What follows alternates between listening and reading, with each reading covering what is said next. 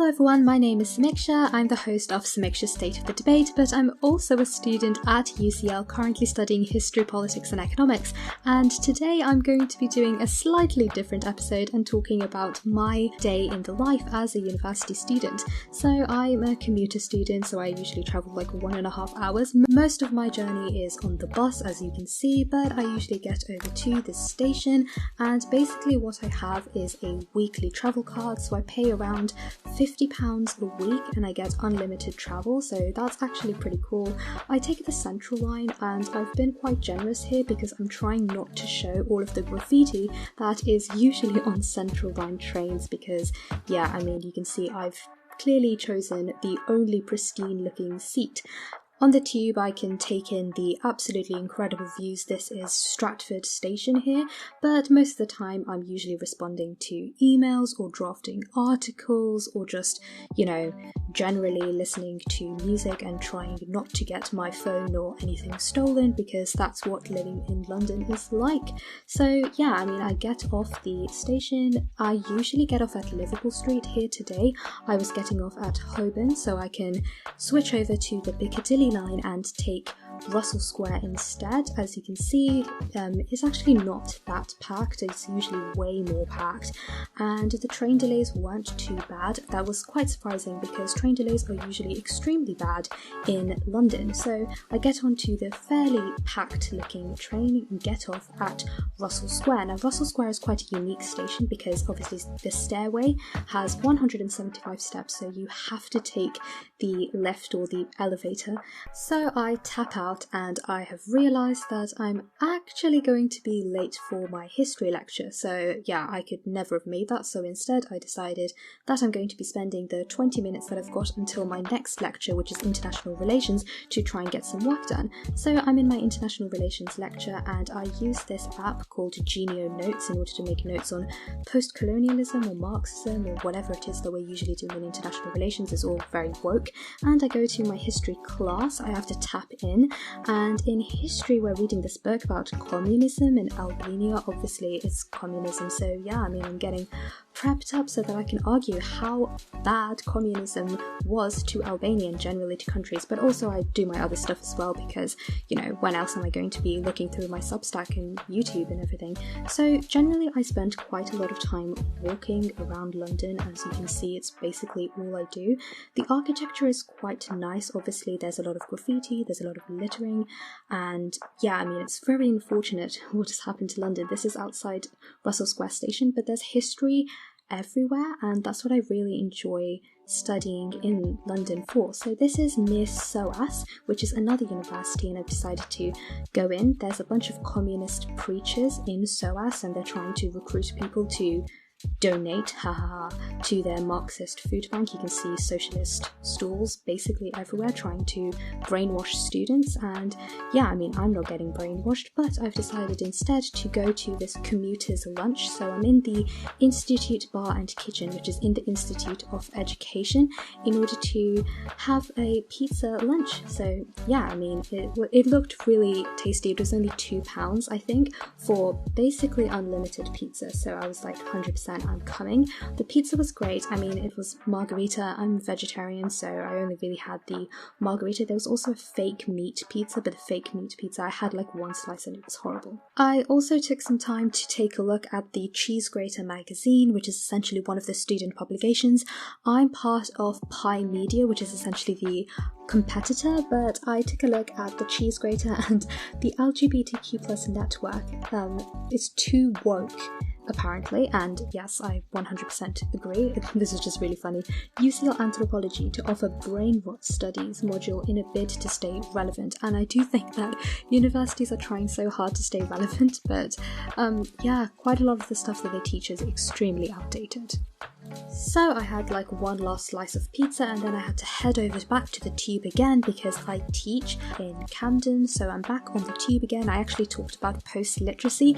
It was my episode 10 and you should 100% check it out and check out the rest of my series as well. And if you're enjoying my day in the life, you should 100% hit subscribe and check out my other content as well. So yeah, I was 100% getting late, but I decided to use the time to check on my emails, draft my story. I'm currently writing my second novel, and also get off at Swiss Cottage, which is at the Jubilee line, and this is in zone 2, so you can see the graffiti is already setting in. There's a bunch of graffiti, a bunch of litter everywhere, and yeah, I mean, I work in the school with year 7 students, basically teaching them how to have a love of reading.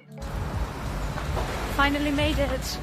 Yeah, I was getting late, and yeah, I mean, this is my class. I have a tutor booklet, and a lot of the books that they actually give are extremely woke. This is, you know, for year 7 students, they were literally giving Heartstopper. I mean, Heartstopper, in the first page, it was like, they were laughing because it was just 2 guys kissing. Like, I don't understand why they were teaching this, but yeah, I mean, a job's a job. Yeah, this is the Palestine Liberated zone, which is outside of UCL because I had to go back because I had a lecture, and I decided to take some time to have a look at the wonderful graffiti and stuff, you know, the pride flag, everything around UCL, which makes a university a university. This is the student centre, so this is where I spend most of my time. My friend joked that the only way to get recognised at UCL is to be a man dressed up as a woman, as you can see. So basically UCL is celebrating their 200 years, so there's a bunch of stuff around UCL challenging local and global injustices. This is Jeremy Bentham, so this is actually a dead man. Like, he is a dead man that is inside of there, that, you know, he decided that he wanted his body to be preserved. So UCL did a lot of building work. It took a year for them to essentially rebuild the portico. This area is called, I don't know why it took a year. My friend also joked that the University College London Biological Sciences Department probably don't know what the definition of a woman is. So yeah, I mean, I'm walking now, there's a bunch of litter everywhere as per usual. My class is in the School of Pharmacy, so the School of Pharmacy is way out. It takes 20 minutes from main UCL campus. There's, you know, a bunch of corner shops here, and what I find really funny is this. It's just a bunch of trans flags on the street. Apparently, is, I don't even know what purpose they serve. They're not zebra crossings or anything. So yes, I mean, I finally found my way over to the UCL School of Pharmacy. The school used to be not part of UCL. So I've been in the rain, as you can tell, and I think that I'm lost because I'm trying to find the bathroom and I can't find it anywhere. So I found the bathroom, but then I actually got like locked in the bathroom and the doors wouldn't even open. And now I'm completely lost and late to my lecture and have no idea where I'm going. Oh, there's lifts this way. So let's hope that the lifts can take me to where I need to be. Fingers crossed.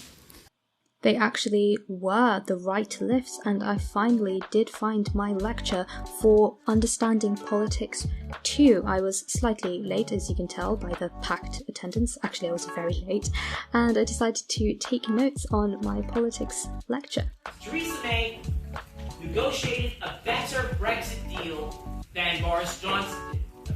Obviously, they give their opinions in the lecture, but they don't actually make you, you know, take it in. Instead of making notes, I'm working on my society, so I am the president of the UCL Libertarian Society, which you should 100% check out if you are a student, and essentially I'm filling in some forms because the student union is so bureaucratic. So I've decided after my lecture to go over to the UCL School of Pharmacy library, listen to some Alex Warren and get a little bit of work done. Usually I don't really get much time to study, so this is quite a rarity. As you can tell, I'm usually just walking around, running around, trying to get something done, but I miraculously had some time today, and I've realised that it's getting quite late and I'm quite hungry. It's also raining, so I had to tie my hair up, and now I'm stuck in the dark, trying not to get my phone mugged. UCL and London generally at night, it does look quite nice, you know, the lights are everywhere. People are out and about even though it's raining on this day, so obviously I was hungry. I decided to go into Tesco. Tesco is quintessentially British, so I'm here in Tesco. You will find the best food at Tesco.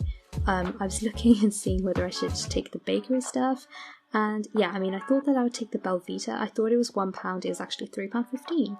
So I think I've settled on bourbon creams, which is some biscuits. What would you take? Make sure to let us know in the comments down below. So I've scanned, and yeah, I mean, I basically chose the bourbon cream. It was really nice. I think I've finished it off by now. So I go on my way home, Russell Square station. Train delays were extremely bad, so I was realising that I would literally not make it home on time at all. London is quite dangerous at night, so I tend to try and make it home before it's too late, because I don't want to, be a victim of one of the very many stabbings. It's quite packed though, that's the thing, because London is, I know they call New York City the city that never sleeps, but I do think that London also deserves to have that title as well, even though the tubes generally stop after I want to say 11:30 p.m, so you can't really stay out late even if you wanted to. I'm glad that I got a seat. Obviously this was after rush hour, so yeah, I mean, I got a seat, so that's lucky.